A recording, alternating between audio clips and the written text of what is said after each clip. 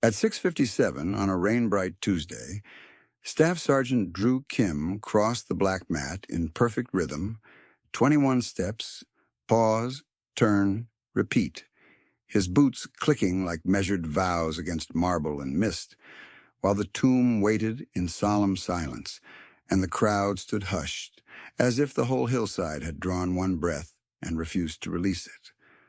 Arlington lay under a thin silver rain that never hardened into a downpour, only drifted and lingered, the kind that polished every surface until stone looked alive. Rows of white headstones stepped down the green slopes with mathematical precision, each one a name, a date, a story interrupted, each one facing forward as though still in formation. The sky held that pale winter brightness that made distance sharper instead of dimmer. Water beaded on iron railings, on coat sleeves, on the bill of a veteran's cap stitched with a unit patch, faded by years and weather and touch. Nothing moved quickly there. Even grief walked at attention. Drew moved anyway. His face was carved into an unreadable mask of discipline. His kepi sat at exact regulation angle, brim level, chin strap clean, no deviation, no compromise. His uniform carried its own liturgy, every crease sharp enough to cut glass, brass immaculate, white gloves pristine, rifle held with a steadiness that seemed less like muscle and more like geometry. The M14 did not waver a fraction when he turned. His boots were polished to a mirror shine that caught the gray light and returned it in brief, controlled flashes.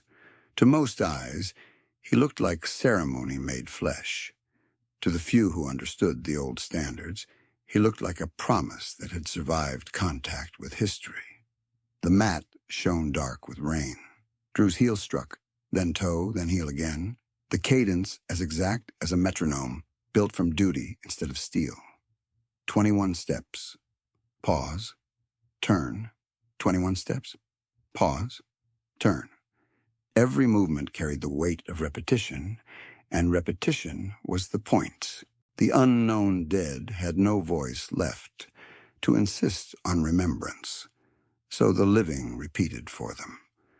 Tourists clustered under umbrellas that drummed softly beneath the rain. A family from Ohio stood shoulder to shoulder in matching windbreakers, the youngest boy lifting onto his toes each time Drew turned, then settling again with wide eyes. Two high schoolers with team jackets and expensive phones held both devices at their sides, screens dark, shoulders squared without being asked. An elderly couple stood close enough that their sleeves touched, both wearing small veteran pins near the lapels. The husband's hand trembled at his cane, but not from cold. A middle-aged man with burn-scarred knuckles held his cap against his chest and mouthed words no one else could hear. A retired Marine, his posture still unmistakable, despite a right knee brace, kept his eyes fixed on the sentinel's cadence and nodded once every turn, as if silently checking and affirming each interval. Near the front rail sat a little girl in a wheelchair wrapped in a navy blanket, printed with tiny white stars. Her name was Lily Voss. She counted under her breath in a whisper so quiet it dissolved into rain before anyone else could catch it. 7, 8, 9.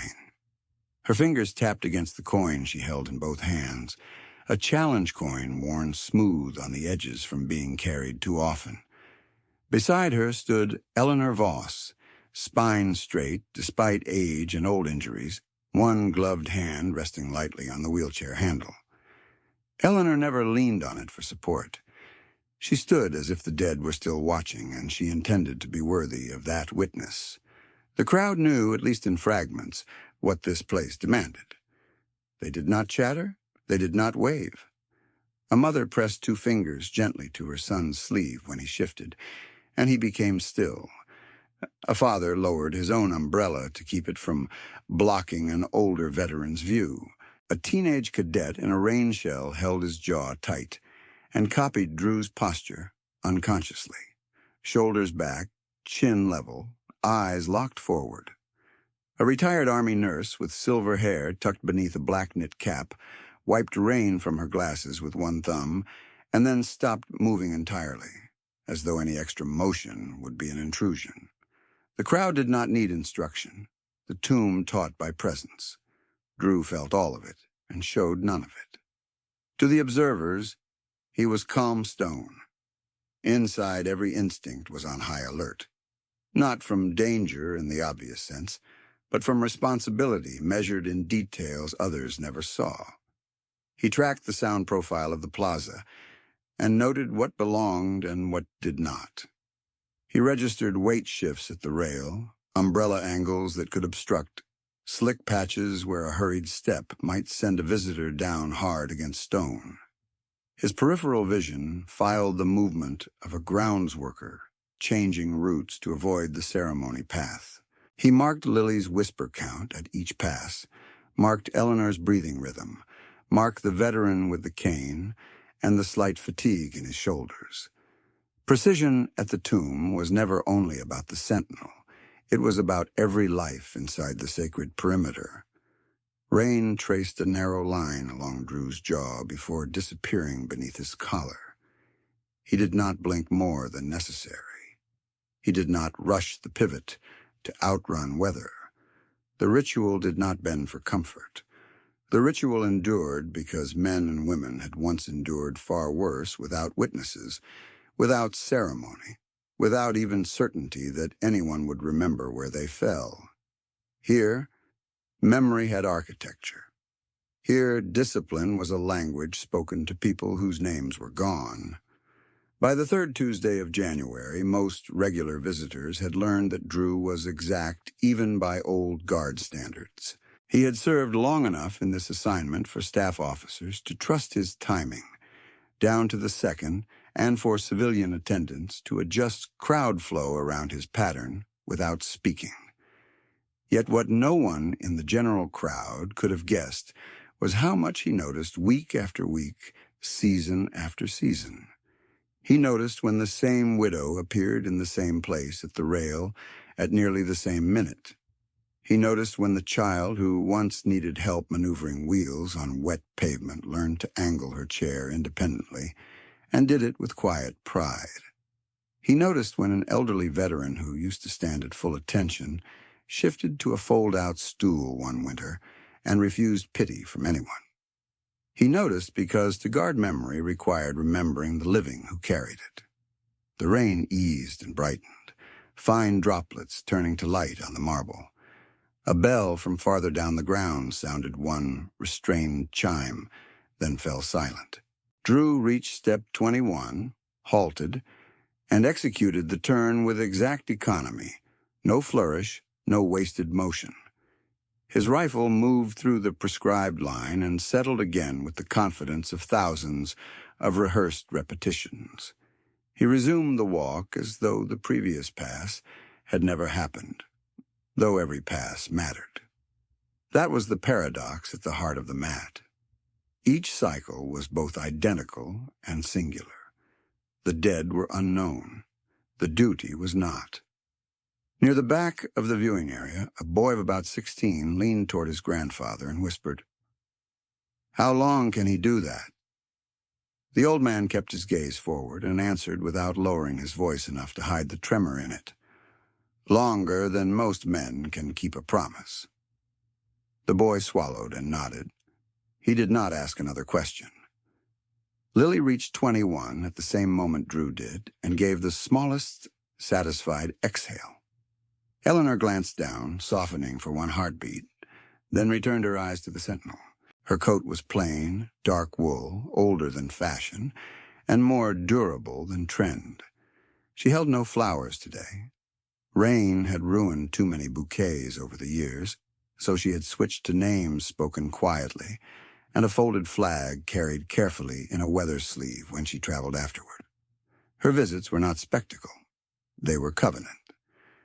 Drew passed her position again, his eyes fixed on a point only he could see, and in that narrow corridor between military bearing and human recognition, he registered the slightest dip of Eleanor's chin. He did not respond. He was not permitted to respond. Yet internally, he logged the signal as he had logged it many Tuesdays before. Present, steady, still caring. A gust of colder wind moved across the plaza, bringing with it the smell of wet stone and clipped winter grass. Umbrellas shifted. Coat collars rose. The crowd held. Time at the tomb had its own mechanics. Minutes did not vanish there. They accumulated. A person came to watch one cycle and found themselves held through 10. The repetition stripped away noise. The world beyond the gates, with its deadlines and arguments and prices and posturing, felt unreal at this distance. Here, what mattered was stripped to essentials: service, loss, duty, remembrance. Even those who arrived curious often left quieter than they had been when they entered. Drew knew that effect. He had seen it in first-time visitors and in hardened men who had buried too many friends. He had seen it in children who came restless and left counting. He had seen it in people who carried the posture of authority until they reached the rail, then lowered their heads like everyone else. The tomb reduced everyone to honest scale. No one stood above sacrifice. No one bargained with the unknown dead. At 7:09, rain thinned to mist. At 7:12, the winter sun pushed through the cloud layer in a pale wedge, catching the edge of the marble and making it glow with cold fire. Drew's cadence never shifted. 21 steps, pause, turn, repeat. The sounds were simple. Heel strike, fabric brush, distant flag line, the light tap of Lily's fingers on the coin between counts. In that disciplined soundscape, reverence became audible. A grounds attendant at the far path checked his watch and halted, waiting for a turn cycle before crossing behind the crowd. A pair of airport-bound travelers dragging rolling luggage stopped short when they reached the edge of the gathering and removed their hats without being prompted. A woman in business attire lowered her phone from eye level and slid it into her coat pocket. One by one, posture corrected. Noise drained away. The sacred held. Drew completed another pass, turned and began again, his bearing unflinching, his uniform immaculate despite rain, his focus absolute. Whatever the day would bring beyond the cemetery gates, whatever profane urgency waited in terminals and motorcades and men who confused access with authority, this hour remained under the law of memory. The unknown soldiers were honored. The living bore witness. The sentinel kept the line. And in that rain-bright Tuesday silence, before disruption found its way to fluorescent corridors and polished tile, Arlington stood as it had always stood, a place where history was not merely recalled but carried, one measured step at a time. At 7:13, Drew completed another turn, and the rain thinned into a fine mist that clung to wool and marble without sound, while Eleanor kept one hand on Lily's wheelchair and watched the mat with the same unbroken attention she had carried for 12 years. At 7:18, she gave the small chin dip she always gave on his westbound pass. At 7:24, she and Lily eased back from the rail and joined the slow-moving stream toward the visitor path, Lily still counting under her breath as if the cadence could be folded and carried like a prayer. Drew did not break bearing. He logged the departure in silence, marked it as complete, and turned again on step 21. At 7:26, relief movement began behind him with the practiced quiet of men who understood that even transition was part of the ritual.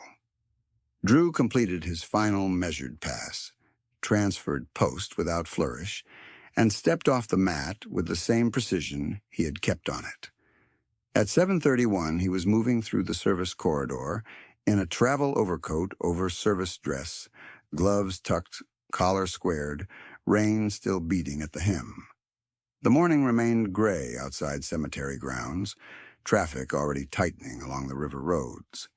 At 7:44, the shuttle route cleared the Arlington perimeter. At 7:58, it merged into airport flow, brake lights and wet pavement reflecting in long red bands. At 8:12, terminal glass and concrete replaced headstones and trees.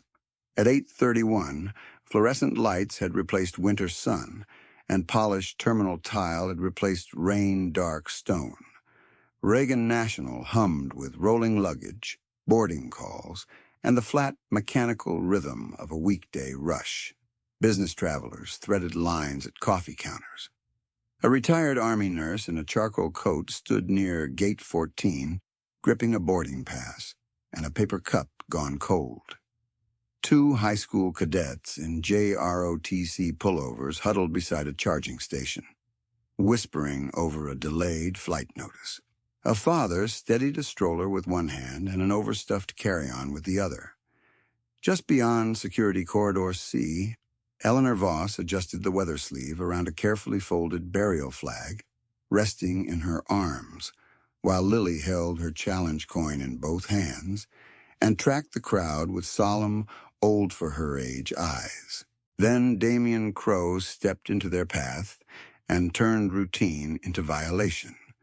He wore an expensive midnight suit that fit like armor, a crimson tie pin bright as a warning flare, and a smirk so permanent it looked practiced in mirrors.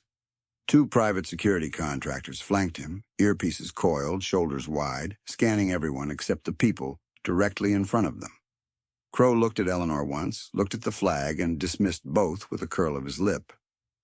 "Car doors closed," he said. "Move." Eleanor kept her posture straight. "I'm headed to Arlington."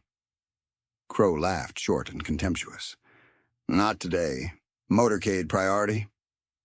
Lily tightened her fingers around the coin and leaned closer to her grandmother's arm. The nurse near Gate 14 turned fully toward the exchange. One cadet muttered, "That's a burial flag," and the other answered, "He knows." Crow lifted his hand in a lazy, irritated motion and struck the folded flag from Eleanor's grasp. The weather sleeve flipped. The triangle of blue and stars rotated once in the sterile terminal light, and the fabric dropped toward tile that reflected everything except reverence. The terminal froze. Wheels stopped. A boarding line stalled mid-step. A child asked a question and was hushed immediately by a parent whose face had gone pale. Crow did not look at the flag as it fell. He looked at Eleanor like she was an inconvenience in a hallway built for important men. "Prop goes in a bag," he said. "Tuesday trip is over."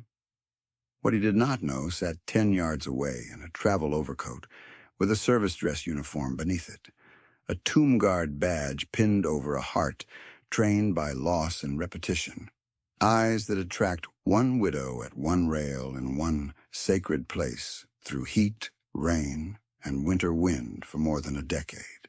What he did not know was that Drew Kim had watched Eleanor Voss honor the unknown dead and her own named dead every Tuesday for 12 years, had memorized Lily's whisper count the way others memorize passwords, had survived provinces where 1 second of disrespect got men killed, and had learned in the old guard that protocol was restraint until a line was crossed against the defenseless. The line had just been crossed. Drew moved through the crowd without wasted motion. No shove, no raised voice, only a direct path and a gaze fixed on 3 points at once. The falling flag, Eleanor's balance, Lily's chair angle near a wet patch left by a leaking umbrella stand. He reached the edge of the corridor as the flag dropped through knee-height, and the entire terminal seemed to hold one suspended breath, every witness aware that something larger than airport traffic had entered the room. The moment held like stretched wire, and in that held second the scene widened, because this was never only about one loud man in an expensive suit. This was about a sacred discipline, colliding with purchased authority under bad light and indifferent signage. The terminal smelled of coffee, jet fuel residue, damp coats and floor cleaner.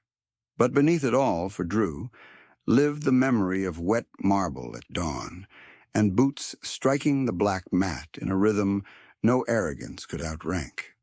He had left Arlington under orders, not leisure.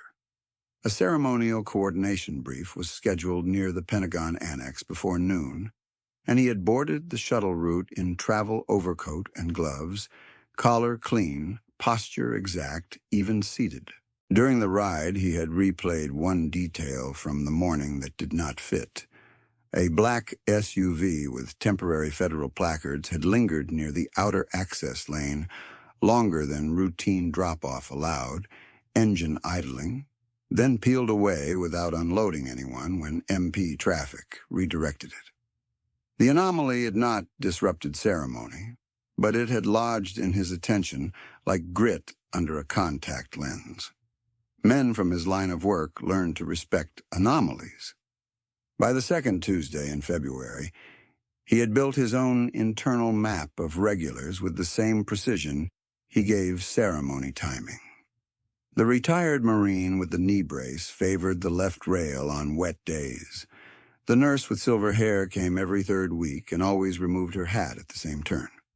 Lily counted in a whisper, restarted if noise interrupted her, and smiled only when she hit 21 at the same instant as Drew's halt. Eleanor never asked for recognition, never sought conversation, never drifted from purpose. She arrived, stood, remembered, and departed like someone fulfilling a vow to the dead and to herself. Drew's own vow had been forged far from Arlington. 2 tours in Afghanistan and 1 in Syria had stripped sentiment from him and left devotion in its place. In Kunar, he had hauled a radio operator with a fractured femur through shale under small arms fire and kept moving because stopping meant 2 casualties instead of 1. Near Deir ez-Zor, a blast tore metal across his jawline and painted his collar with dust and blood before the ringing in his ears faded. He recovered, returned, and later earned a Bronze Star for pulling 2 wounded soldiers from a burning MRAP while ammunition cooked off in the compartment behind them. Medals mattered less to him than names. Names were what he carried. The heaviest name was Sergeant Nathan Whitaker, call sign Pike. Pike had a grin that survived heat, ration food, and bad intel. In a half-collapsed mess tent, after 40 hours awake, he once dropped an MRE spoon, saluted it on the ground, and said, "Guess I'm auditioning for Special Forces Culinary School." Men laughed harder than the joke deserved, because laughter was oxygen in places where fear tried to own every inch of air. Weeks later, Drew loaded Pike onto a medevac bird after a blast on a supply route. Rotor wash tore at uniforms and words alike. Pike gripped Drew's sleeve once, tried to smile through pain, and then did not come home. Drew requested assignment to the old guard when his rotation ended. Not for pageantry, for tribute, for a place where memory was disciplined enough to outlast politics, headlines, and noise. That private history was invisible in Terminal C. To Crow, Drew was another uniform in transit, another parade boy shape he could brush aside with status and impatience. Crow understood credentials issued by money and proximity. He did not understand earned authority carried in silence. He also did not understand Eleanor's history. 12 years earlier, she had buried Captain Aaron Voss, then learned to walk again without assistance after injuries and grief had nearly folded her life in half. On the first Tuesday, she could stand through a full ceremony. She came to the tomb. Then she came back the next week. Then the next. Seasons rotated. Administrations changed. Construction fencing moved. She kept coming. Lily grew from stroller to wheelchair, from toddler questions to ritual counting, from confusion to comprehension. Tuesday became covenant. 3 days before this morning, Eleanor had mailed paperwork to arrange transport timing around Lily's mobility needs and received confirmation that access would be clear. The printed confirmation now sat folded inside her tote bag, beside Erin's old ID bracelet, and a packet of tissues she almost never used. That paperwork would matter in the next hour. So would the airport camera array above Corridor C, already recording angles Crow assumed would protect him. So would the witness statements gathering silently in real time. The nurse with the cold coffee. The cadets who knew what a burial flag meant. The gate agent who had stepped back but not away. The off-duty airport police sergeant near the bookstore who had just turned his shoulders toward raised voices. In the stillness after the slap, Lily lifted her right hand, fingers trembling but deliberate, exactly as military kids were taught in family readiness briefings when words failed in a crowd. Distress signal. Drew saw it instantly. His instincts snapped into an old geometry. Protect the vulnerable, preserve the symbol, control the space, call lawful authority, no extra force, no ego, no delay. Externally, he was calm stone. Internally, every sensor was lit. Crow reached for Eleanor's wrist to steer her aside. Drew closed the remaining distance. One measured step, coat shifting just enough for his credentials to flash in terminal light, hand extending toward the falling flag as it dropped through the last inches above the tile. His gloved fingertips met the folded flag a breath before it touched the tile, and the movement was so exact that many witnesses did not realize what they had seen until the cloth had already been secured against his forearm. Blue field upright, stars unbroken by the floor. Crow's hand still hovered at Eleanor's wrist. Lily's raised fingers trembled once and held. The corridor's fluorescent light flattened faces and polished steel, but in that narrow space around Drew Kim, time slowed to ceremonial speed, the speed of 21 measured steps on black matte stone, the speed of oath before reaction. Terminal C breathed in layers. Coffee steam drifted from a kiosk whose grinder had gone silent mid-order. Damp wool and airport cleanser rode the same current of conditioned air. Rolling suitcase wheels stopped at uneven intervals and then stopped altogether. A departing flight announcement began over the speakers, clipped and neutral, then seemed to recede beneath the visual weight of one soldier in travel overcoat, standing between a fallen symbol and a woman who had spent 12 years carrying its meaning. Outside the glass, rain traced the tarmac in silver lines under wing lights. Inside, nobody moved without calculating whether movement itself might become disrespect. Drew stood with feet planted shoulder width, heels aligned as if the terminal tile were inspection ground. His overcoat was dark and rain-flecked at the hem, but beneath it, his service dress remained immaculate. Collar brass-centered, tie knot exact, ribbons seated with the precision of a draftsman's hand. The Tomb Guard identification badge caught the fluorescent glare for a single instant, and then dulled again, a small piece of metal carrying a tradition larger than the terminal that held it. White gloves remained unmarked despite the catch. His jawline scar, pale and angled just beneath the right side of his face, tightened as his molars set, though his expression never changed. To the crowd, he looked carved from regulation itself, a man built from straight lines and restraint. At the edge of the halted lane, the retired Army nurse with silver hair lowered her coffee and straightened her spine the way she had in ward tents decades earlier when triage shifted from routine to urgent. Two cadets near the charging station put their phones face down on the carpeted bench and watched with hands locked behind their backs, shoulders unconsciously mirroring parade rest.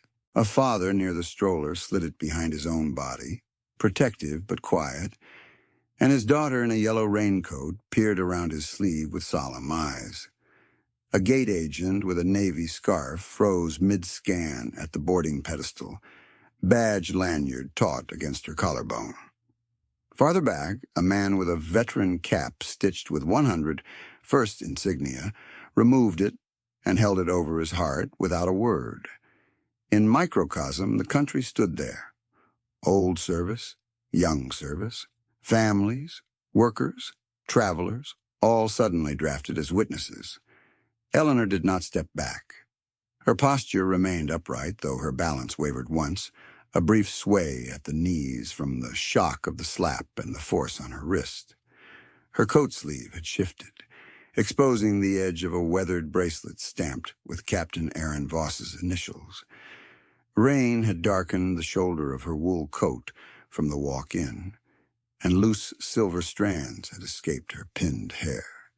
Yet her eyes stayed fixed on the flag Drew now held. She looked not at Crow, not at cameras, not at the ring of staring strangers, only at the folded field and the man preserving it from the ground.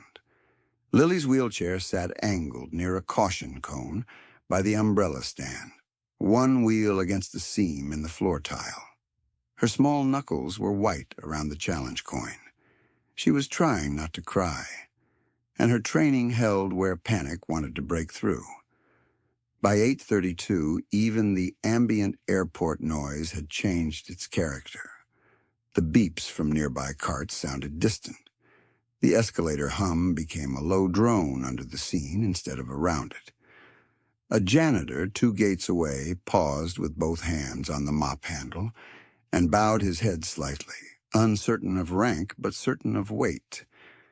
A businessman who had been arguing into a headset lowered the device and ended the call without looking at the screen.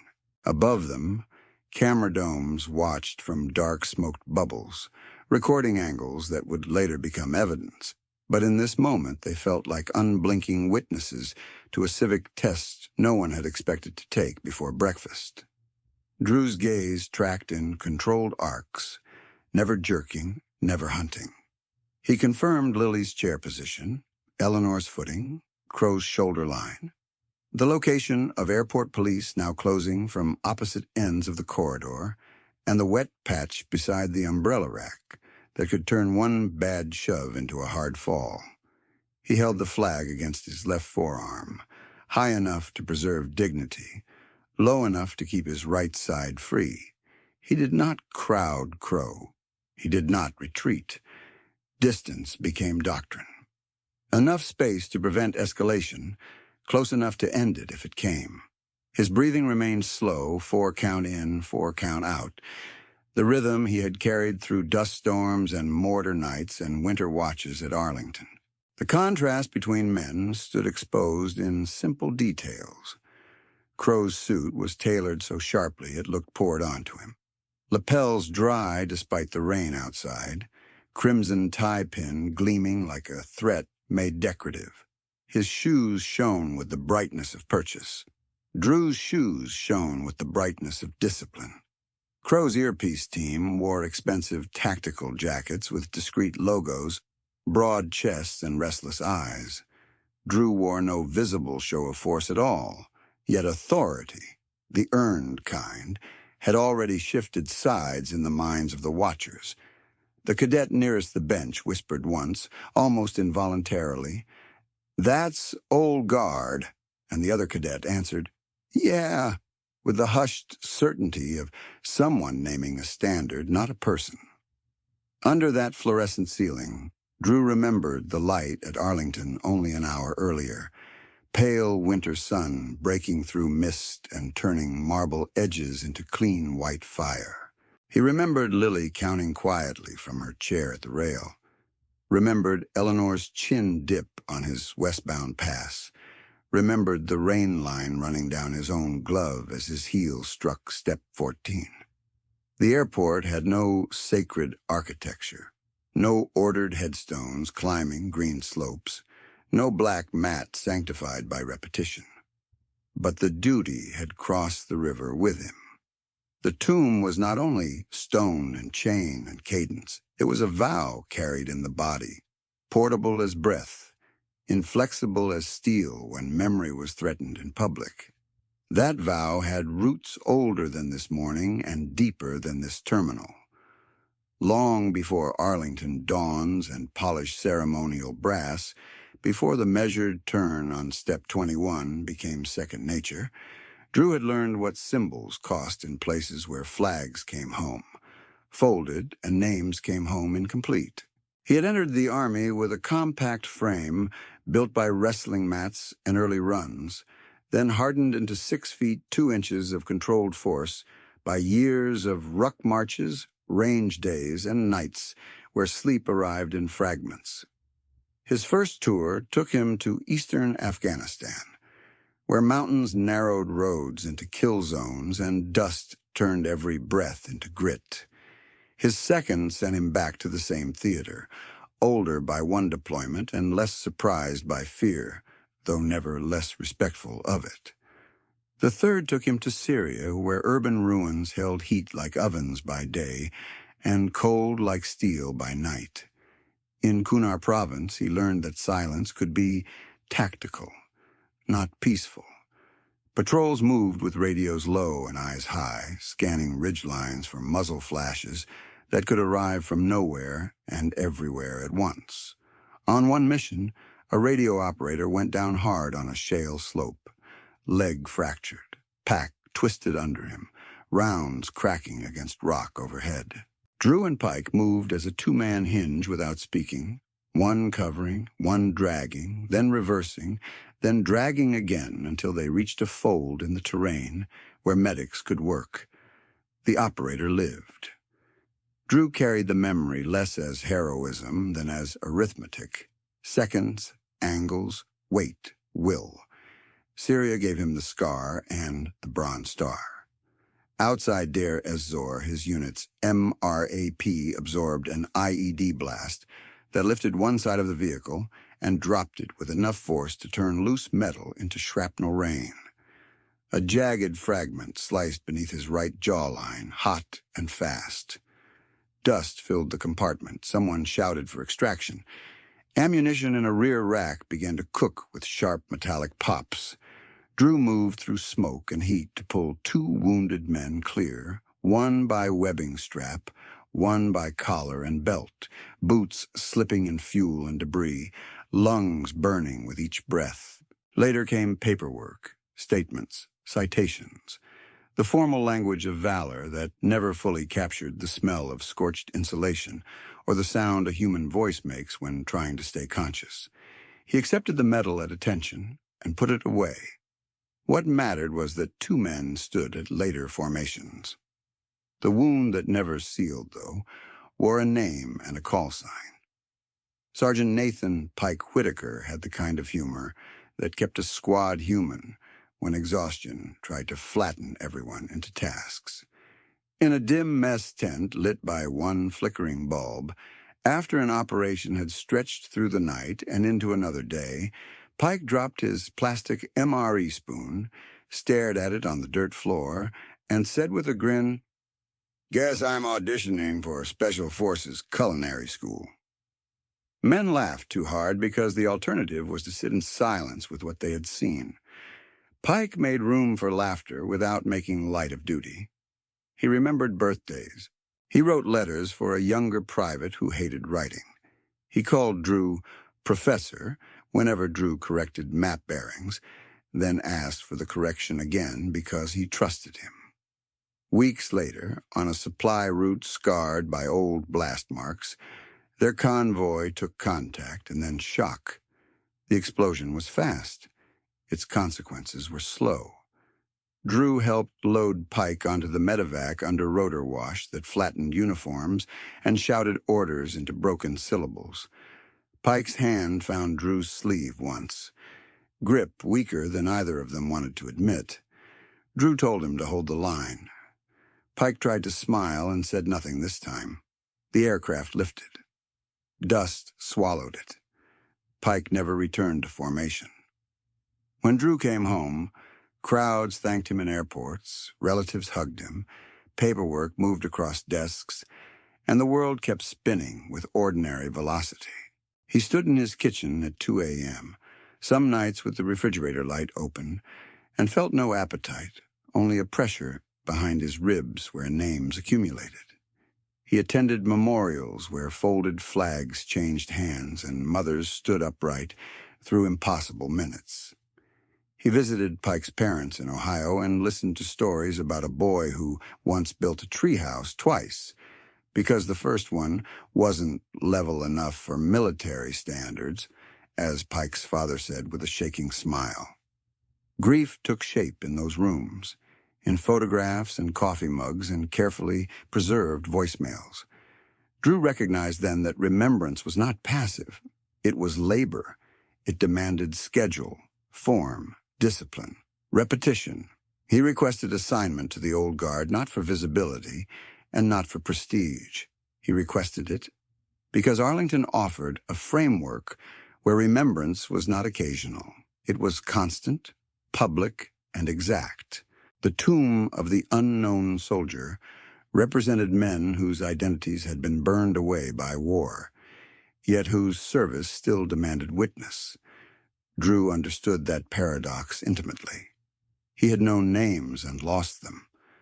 At the tomb, he could stand for the named and the unnamed, for Pike, and for those whose families never received certainty, for widows like Eleanor who returned week after week carrying private weather no forecast could capture.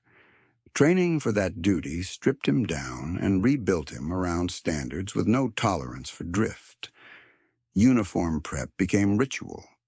Brass aligned to fractions, cloth brushed for lint, invisible to civilians, glove seams checked and rechecked, shoes brought to mirror shine through hours of patient work. Cadence was drilled until his body could hold it under heat, cold, rain, and emotional strain.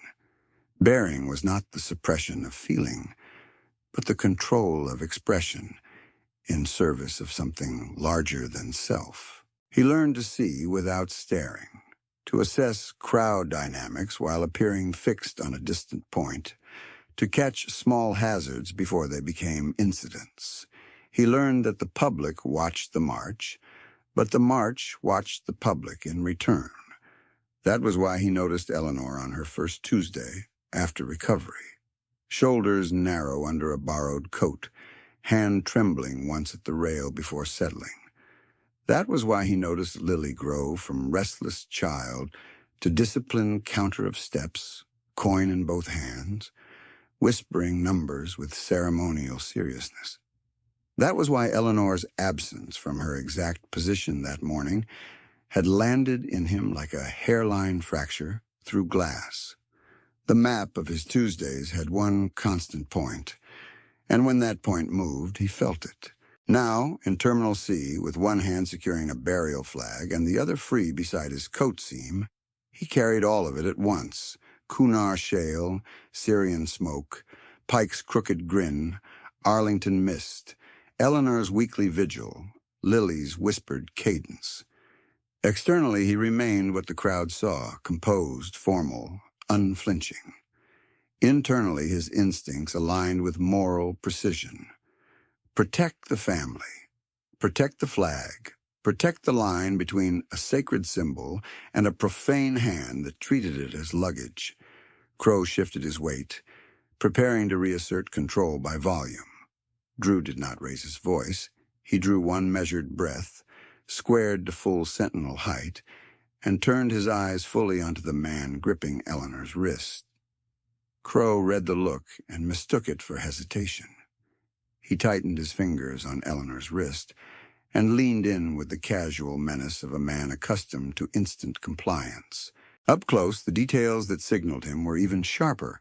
Cologne laid on too heavily for a morning terminal, cufflinks stamped with his employer's crest, and a security credential clipped high on his lapel as if rank needed to be displayed at eye level to feel real.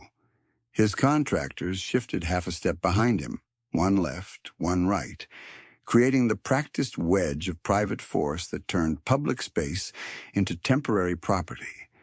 In his world, corridors were bought, not shared. Damian Crow had built a career on that belief. He had started as hired muscle for nightlife venues where volume and posture solved disputes faster than policy. From there, he had climbed into executive protection for men who measured influence in aircraft registrations and offshore holdings, then into his current role directing a foreign arms magnate's U.S. movement schedule. He called it logistics. Everyone under him knew it was domination dressed in a checklist. He prized clearance badges, tarmac access, and the kind of phone numbers that made local managers answer on first ring. Rules to him were instruments applied downward. He glanced at Drew's overcoat and saw only ceremony out of place. "You're blocking a secured route, parade boy," Crow said, loud enough for the crowd to hear, louder than the situation required. "Hand that over and step aside." Drew did not move. The stillness unsettled Crow more than argument would have. So he doubled down, chin lifting, smile flattening into a sneer that looked almost rehearsed. "That cloth is not your concern. My principal lands in 20. Your little memorial routine is finished." Eleanor's face blanched, but her voice held. "That is my husband's flag." Crow's eyes stayed on Drew as if she had not spoken. His thumb pressed harder at the inside of her wrist. "Ma'am, you are delaying an international movement. Cooperate." Lily made one small sound, not a cry, more like a breath catching on a sharp edge. Her coin clicked against the armrest once. The retired Army nurse by Gate 14 took 2 deliberate steps closer, stopped at a respectful distance, and fixed her gaze on Crow's hand. A man in business attire slid between Lily's chair and the rolling foot traffic, forming a quiet shield with his body. The cadet stood rigid now, jaws set, eyes moving from Drew's badge to Crow's grip and back again, learning in real time what authority looked like when uniforms collided.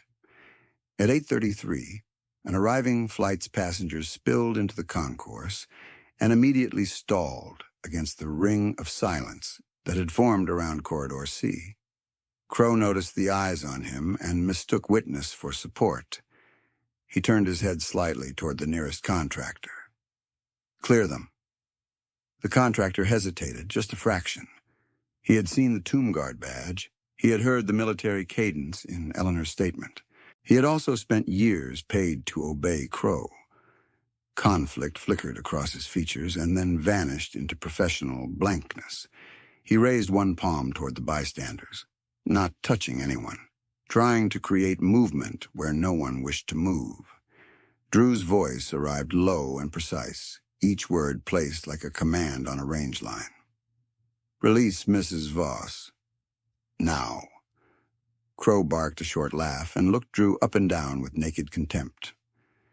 "You guards do choreography in a cemetery. This is a federal terminal, not your stage." That sentence revealed the core of him more clearly than any file could have. He understood theater, not tradition. He understood appearances, not vows. He had spent years around uniforms with purchased deference and assumed all military form was ornamental until backed by someone richer than him. He did not know that Drew had spent a decade being trained to see threat geometry in crowded spaces while maintaining ceremonial bearing under provocation.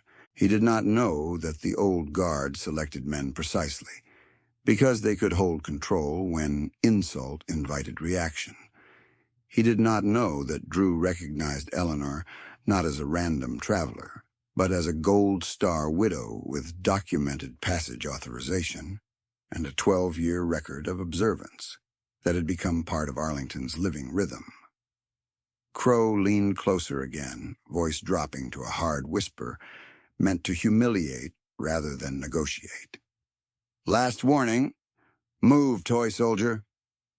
Drew kept the flag level, stars upright, his gloved left hand supporting the fold at exact center.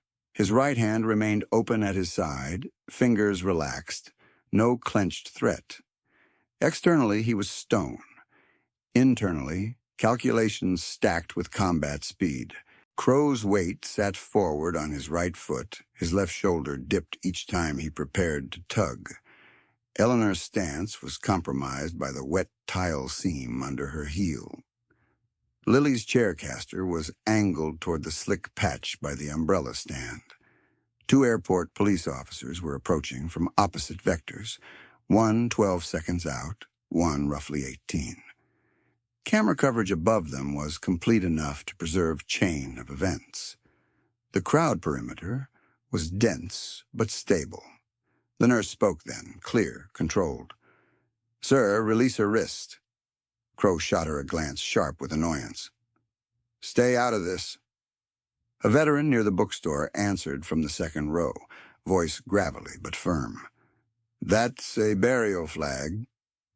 Murmurs moved through the crowd in low fragments. Did he call it a prop? "Get airport police here." "Don't push that child." The phrases were small, but together they shifted the moral terrain. Crow stood in expensive wool under bright lights, yet each witness, withdrawing consent, made him smaller. The contractor on his left noticed it and took another half-step back, subtly widening space instead of compressing it. Crow felt the movement and snapped, "Position." No one obeyed with conviction. Drew's mind flashed, unbidden and immediate, to a different corridor years earlier, concrete walls in Syria, a bottleneck where one panicked civilian movement had almost collapsed a medevac lane. He remembered Pike's voice in his earpiece then, calm under chaos. "Keep your lane, Professor. One job at a time." The memory did not soften him, it sharpened him. Guard the vulnerable. Control the lane. Finish clean. Eleanor's knees dipped once, barely visible unless you were trained to see balance loss before the fall. Drew saw it. So did the nurse, whose hand came up instinctively, ready to catch if needed. Lily lifted her right hand higher in the distress signal, elbow trembling with effort, eyes locked on Drew with absolute trust that would have broken a weaker man's composure. Drew absorbed it without flinching. His instincts were already at full alert. Now duty acquired a face measured in years and Tuesdays. 30 seconds stretched into disciplined fragments. Crow pulled again, trying to steer Eleanor out of line like baggage to be rerouted.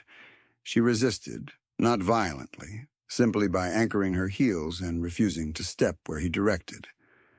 Drew shifted 1 inch forward, enough to close the triangle between Crow's wrist control, Eleanor's center of gravity, and Lily's chair.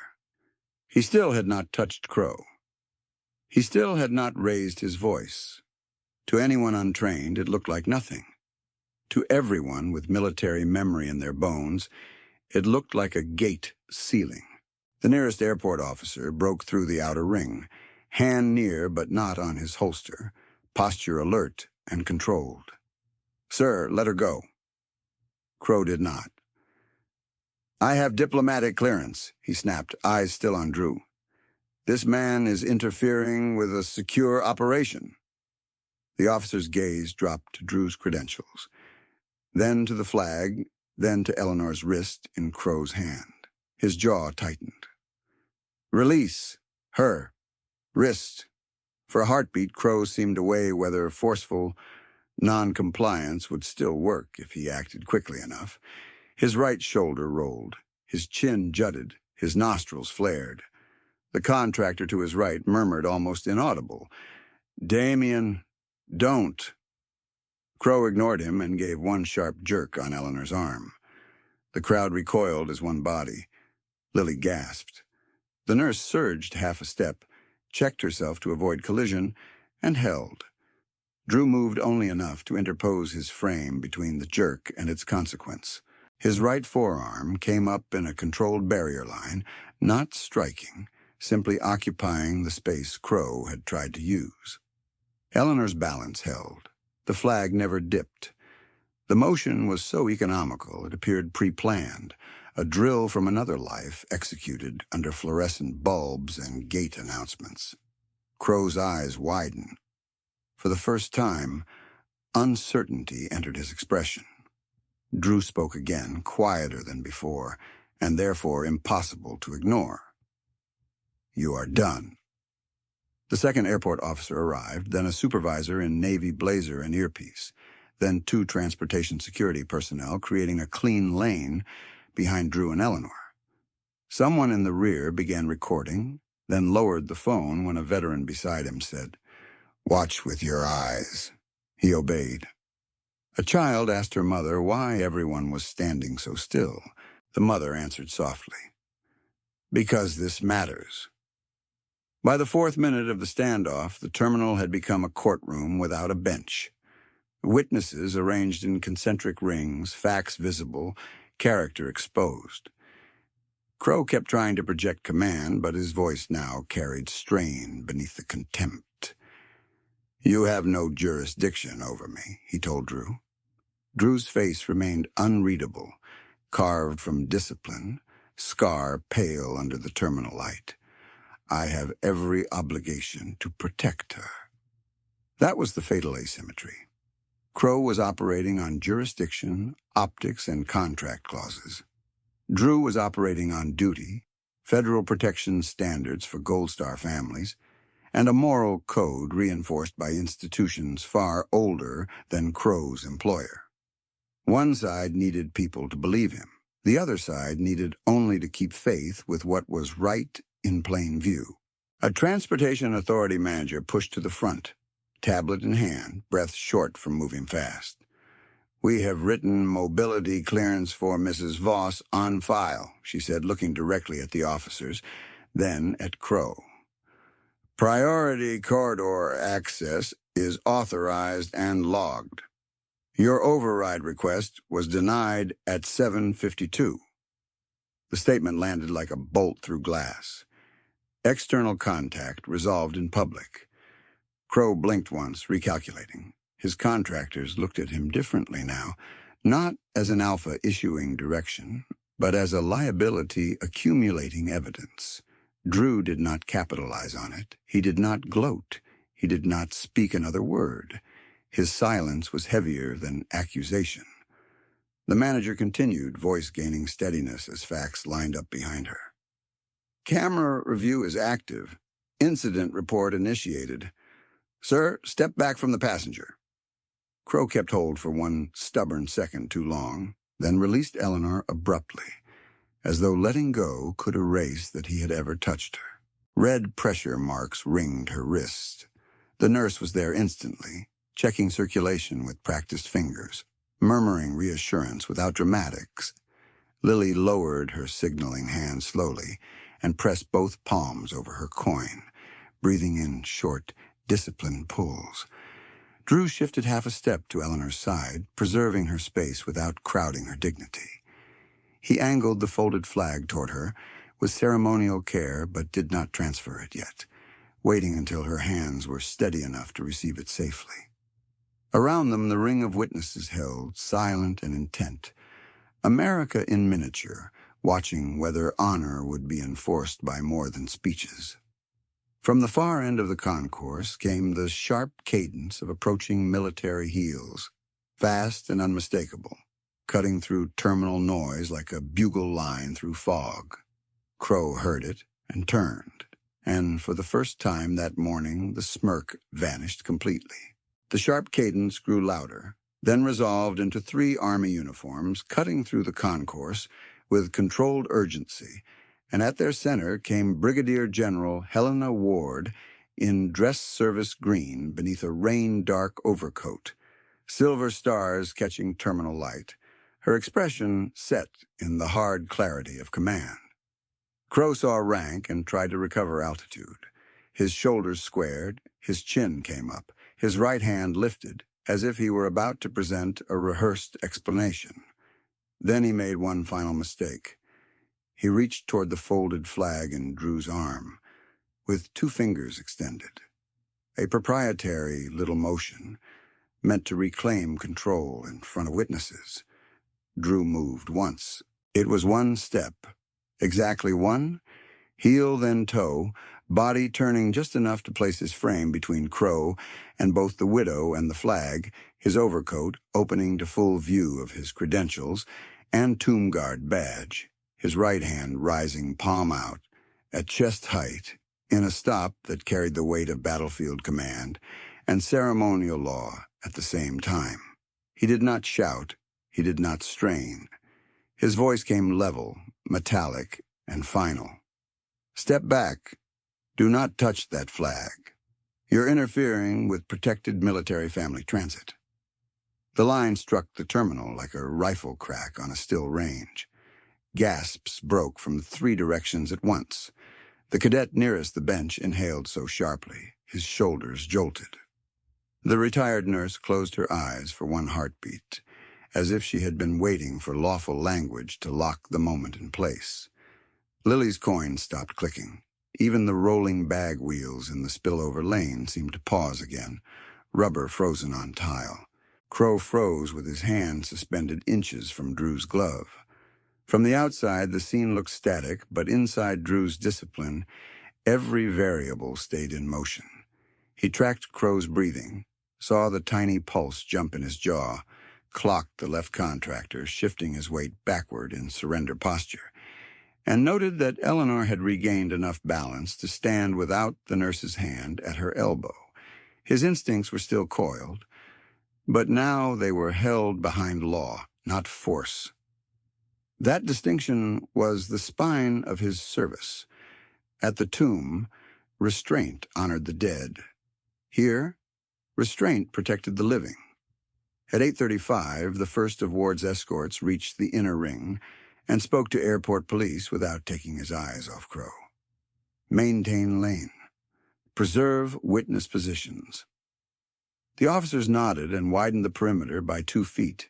Careful, respectful, no hands on bystanders. No one complained. No one tried to push through. The crowd had become disciplined by example. Ward stepped into the center and stopped beside Drew, not in front of him. That placement told every trained eye in the terminal that she had already assessed the moral geometry and found it correct. Her gaze flicked once to Eleanor's reddened wrist, once to Lily's raised coin, once to the flag held level and clean in Drew's left arm. "Staff Sergeant Kim," she said, her voice formal and unhurried. "Status." Drew did not embellish. "Ma'am, civilian male identified as Damian Crow struck burial flag from Mrs. Voss's hands, obstructed authorized movement, and applied physical control to her wrist. Distress signal observed from minor. Flag recovered before ground contact." Ward gave one clipped nod. "Witnesses?" The airport supervisor raised her tablet. "Multiple, General. Corridor cameras active. Override denial logged at 0752. Mobility clearance confirmed in system." The retired nurse lifted her hand slightly. "I witnessed the wrist grab and the strike." One of the cadets swallowed and added, voice steady despite his age, "I saw him call it a prop, ma'am." Ward turned to Crow at last. He tried to lean on his old weapons, speed and arrogance. "General, this is a diplomatic movement issue. My principal has sovereign—" Ward cut him off without raising volume. "You will address me as General Ward. You will remain silent unless asked a direct question. Do you understand?" Crow hesitated. The silence around him thickened, and for the first time he looked what he had always feared becoming in public. Small. "Yes," he said. "Louder." "Yes, General Ward." 3 days earlier, Crow's office had placed 2 calls and 1 email demanding discretionary corridor control for a high-net-worth arrival, and all 3 requests had been denied through standard channels. He had ignored those outcomes and pushed anyway. Now the outcomes stood in front of him, wearing stars and ceremonial discipline. External contacts, logged and dismissed in private, had returned as consequence in public. Ward extended her hand. Credential. Crow passed over his badge. Ward examined it for less than 2 seconds, then gave it to an airport police lieutenant. Seize and suspend site access pending formal review. Detain Mr. Crow for assault, interference with protected transit, and disorderly conduct in a federal transport facility. Ensure he receives counsel and process according to regulation. The lieutenant answered, "Yes, ma'am," and signaled his officers. Crow took one half-step back as cuffs appeared. Not dramatic, just instinctive retreat. "This is overreach." Ward's eyes did not leave him. "No, this is jurisdiction." The cuffs closed with a clean metallic click that carried farther than it should have in the hush. No cheering came from the crowd. Reverence held the space too tightly for triumph. But relief moved through the witnesses like a released breath, shoulders lowered, hands unclenched. Someone near the back whispered, "About time," and an older veteran answered, "That's how it's done." As officers guided Crow toward the side corridor, one contractor removed his earpiece and offered it to police voluntarily. The other contractor did the same a second later. The choice was quiet, but telling. Hired muscle had met earned authority and yielded without being told twice. Ward turned back to Eleanor and shifted her tone without losing formality. "Mrs. Voss, I regret this violation occurred on my watch." Eleanor's voice was thin at first, then steadier. "You corrected it." Ward inclined her head. "Staff Sergeant Kim corrected it. I am formalizing what he defended." Lily looked up at Drew, then at Ward, two fingers still resting near a salute she had forgotten to complete. Ward crouched to Lily's eye level, stars and ribbons lowering into the child's world with deliberate humility. "You did exactly right with that signal," Ward said. "You were brave and clear." Lily nodded once. "Grandma said to do it if someone grabs." Grandma was right. By 8:37, evidence handling began in plain view. The airport supervisor transmitted camera preservation orders to security control. An officer photographed the wrist marks with Eleanor's consent. Witness names were collected on digital forms. The denied override logs were attached to the incident file number, read aloud twice for accuracy. Nothing was left vague. Nothing was left to memory alone. Physical evidence and records were anchored to process, while everyone who mattered was still present to confirm sequence. Drew remained where duty placed him, still holding the flag exactly level until Ward gave a barely perceptible nod authorizing transfer. He turned toward Eleanor with ceremonial precision, elbows close, fold-aligned, stars upright. "Mrs. Voss?" he said. She lifted both hands. Her fingers trembled once, then steadied as the flag settled into her grasp. She held it against her chest as if reclaiming a heartbeat. Her eyes shone, not with spectacle, but with the raw discipline of someone who had learned to stand through years that would have folded other people in half. "Thank you, Staff Sergeant," she whispered. He answered in measured cadence. "It is my honor, ma'am." Ward straightened and addressed the gathered officers, supervisors, and bystanders in a voice meant to carry to the far row of halted travelers. "Let the record reflect that Mrs. Eleanor Voss is a Gold Star widow and authorized weekly visitor to Arlington National Cemetery. Effective immediately, Tuesday transit for Mrs. Voss and her granddaughter will be escorted with military courtesy from terminal entry to cemetery transfer point. Any interference will be treated as interference with protected military family movement. Is that understood?" A chorus of assent came back from uniforms and civilians alike. "Understood, ma'am." "Yes, General." "Understood." The man with the 101st cap put his hat back on and stood straighter than before. The cadets came to attention without prompting.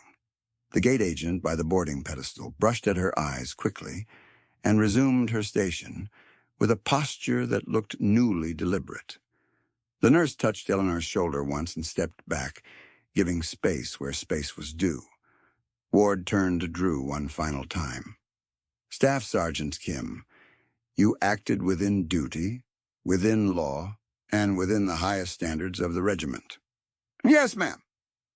Resume mission schedule after escort completion. Yes, ma'am. A minute later, as Crow disappeared down the side corridor under lawful custody, the terminal's suspended machinery began to move again. Announcement chimes resumed. Suitcase wheels rolled. Coffee orders restarted. Yet the texture of the space had altered in a way no janitorial crew could polish out. People who had come to catch flights had witnessed a boundary defended with precision rather than fury. They would carry that image beyond this concourse. A white-gloved hand catching a flag before it touched tile, and a line spoken once that no arrogance could negotiate away. Ward assigned one of her aides and 2 airport officers to Eleanor's immediate passage. The route was cleared without fanfare. Lily adjusted in her chair, slipped the challenge coin into her pocket, then raised 2 fingers properly this time toward Drew. It was not a child's mimicry. It was a compact between generations. Drew did not break bearing, but he gave the smallest acknowledgement permitted, a fractional dip of his chin that read to no casual eye, and to the right eyes as absolute respect. As the escort began moving toward the secured exit, Ward stepped aside and watched them pass, then looked across the witness ring one more time. Remember what you saw, she said quietly, not as a command but as a civic charge. Honor is not decorative. No one answered aloud. They did not need to. Drew fell in one pace behind Lily's chair for the first 10 yards, then peeled off at the prescribed point when escort handoff became official and documented. His boots struck terminal tile in measured cadence, softer than marble, but no less exact. Duty had left the mat, entered fluorescent light, and held the line without surrendering an inch. At the prescribed handoff line near the secured exit, Drew halted, pivoted, and returned to military control with the same exactness he brought to the mat, while the escort team continued forward with Eleanor and Lily under a corridor that had finally learned the meaning of restraint. Rain ticked against the terminal glass in a soft, constant pattern. Brigadier General Ward did not leave the scene until process was sealed. She stood with the airport police lieutenant, the transportation supervisor, and a legal liaison from operations while every item was named aloud and logged where all witnesses could hear. Crow's site credential went into an evidence envelope with time, date, and chain of custody signatures. The 2 contractors' surrendered earpieces were tagged separately. Camera preservation orders were confirmed on 3 angles, then repeated once more to remove ambiguity. The incident number was read back, corrected by 1 digit, and read again correctly. Eleanor's printed mobility clearance, still dry inside her tote, was scanned into the file and returned to her hands in a clear sleeve. The weather cover that had protected Aaron Voss's flag before the assault was collected for photographs, then returned as personal property after documentation. Nothing floated. Nothing was left to memory alone. At 8:49, the first callback landed. Airport operations reported that a black SUV with temporary federal placards, identified on perimeter camera review near Arlington's outer lane at dawn, was now linked to Crow's movement plan. Its unauthorized service road request at 7:52 matched the denied override record already in evidence. Ward acknowledged it with one clipped nod and ordered the note added to the incident chronology. A strange detail from the morning now had a place in the official account. The second callback came 10 minutes later from the command duty desk. The 2 calls and 1 email Crow's office had made 3 days earlier were pulled, time-stamped, and attached to the same case file, each denial preserved in plain language. External pressure had tried to rewrite access by force. Institutional records had refused. Now consequence followed the paper trail exactly. Near Gate 14, the retired Army nurse who had stepped forward gave her statement in a calm, clinical cadence, identifying the wrist grab, the strike, and the verbal dismissal of the flag. The cadet who had whispered first also gave his statement, voice firm, despite shaking hands. His classmate, the one who had said only "yeah," added that he had lowered his phone because this was not content, this was testimony. The gate agent, who had frozen mid-scan, provided timing down to the second from her lane clock. The businessman who shielded Lily's chair signed as witness and declined recognition. Even the janitor 2 gates away, who had paused with both hands on a mop handle, gave a short declaration that he had seen Crow ignore 2 lawful commands to release Eleanor's wrist, and the loaded hesitation in Crow's own team resolved in daylight. The contractor who had murmured, "Damien, don't," identified himself as Cole Rayner and gave a full statement in the presence of counsel. He had warned Crow in advance that the corridor override was denied, and Crow had ordered movement anyway. The other contractor corroborated, then surrendered his shift log voluntarily. Their earlier glance exchange, sharp and uncertain in the heat of confrontation, did not remain a mystery. It became evidence. By 9:22, Ward walked Eleanor and Lily to a quiet transport office away from the terminal flow. The room smelled of copier toner and wet wool. A folded American flag stood in a brass base near the wall beside framed photographs of air crews.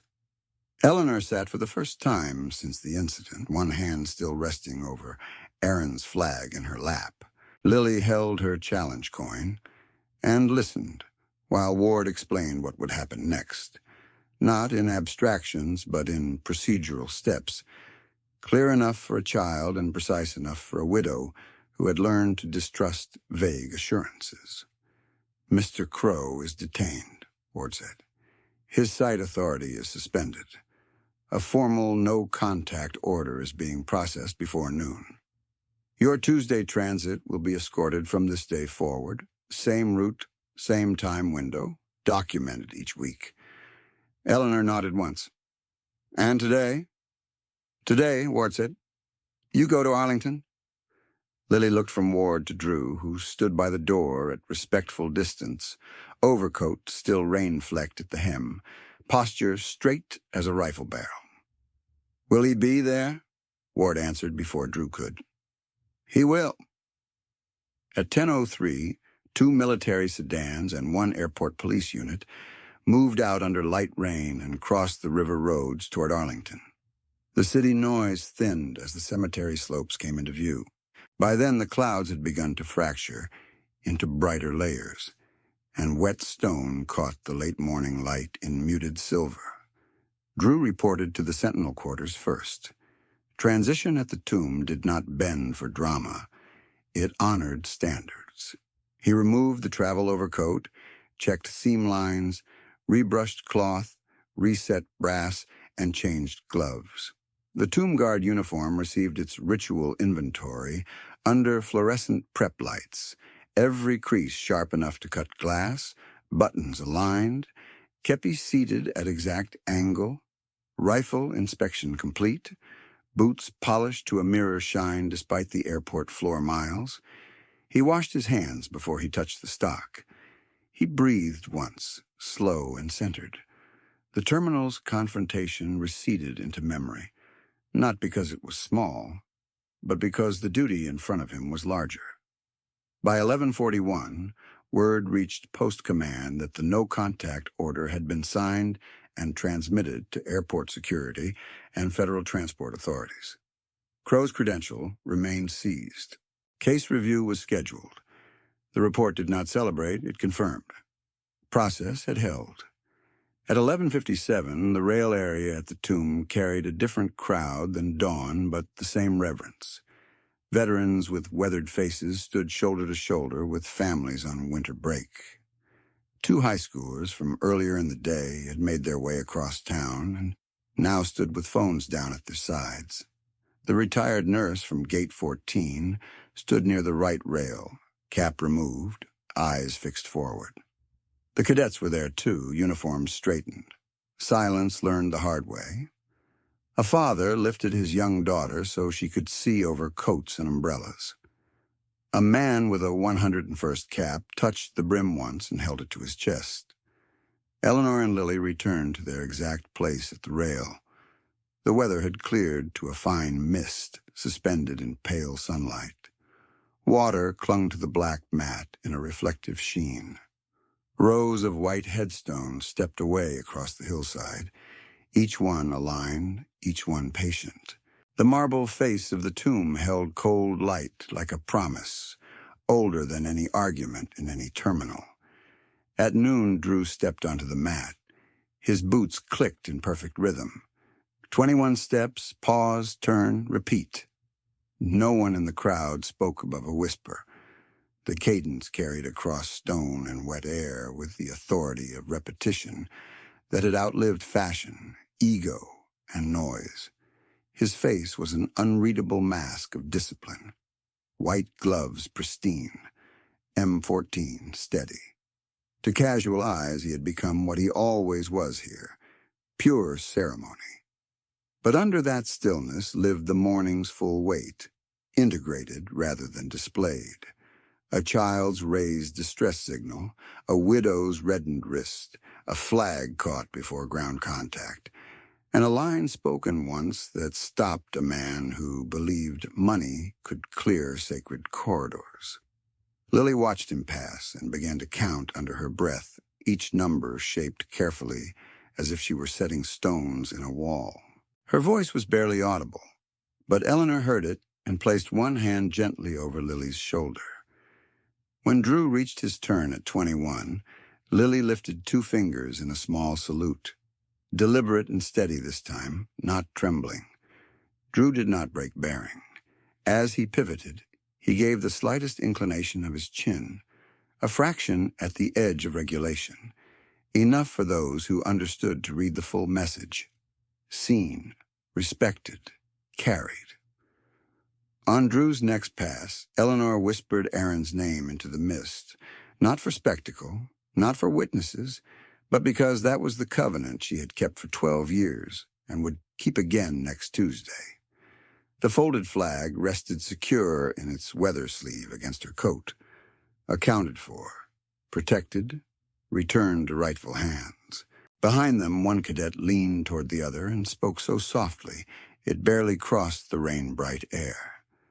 I thought honor was mostly words. His friend kept his eyes on the mat and answered, Not after today. A retired Marine with a knee brace, present at dawn and still standing now, heard them and added, without looking away, Words matter, but only when someone pays the cost to mean them. Drew completed another cycle. Heel strike, pause, turn. By 12:14, the formal witness addendum from airport statements had been transmitted to military legal channels. By 12:16, the transport office confirmed Tuesday escort protocol entered as a recurring standing order under Eleanor Voss's file. By 12:18, the last unresolved thread in Ward's field notebook received a check mark. The morning had produced disruption, then process, then restoration. Nothing remained dangling in rumor. The mist lifted another degree. Sun touched the marble edge and moved on. Drew marched. The crowd held silence, not because silence was demanded, but because it was deserved. Here, in the measured geometry of the tomb, outrage had already done its work and yielded to something steadier. Real honor did not need volume. It needed witness, memory, and the discipline to defend both when tested in public. 21 measured steps, then the pause and turn. The final image settled where it belonged. White headstones in ordered rows, a widow and her granddaughter at the rail, a folded flag held close, and Staff Sergeant Drew Kim crossing wet black stone with boots clicking in perfect rhythm, the sacred restored and still guarded.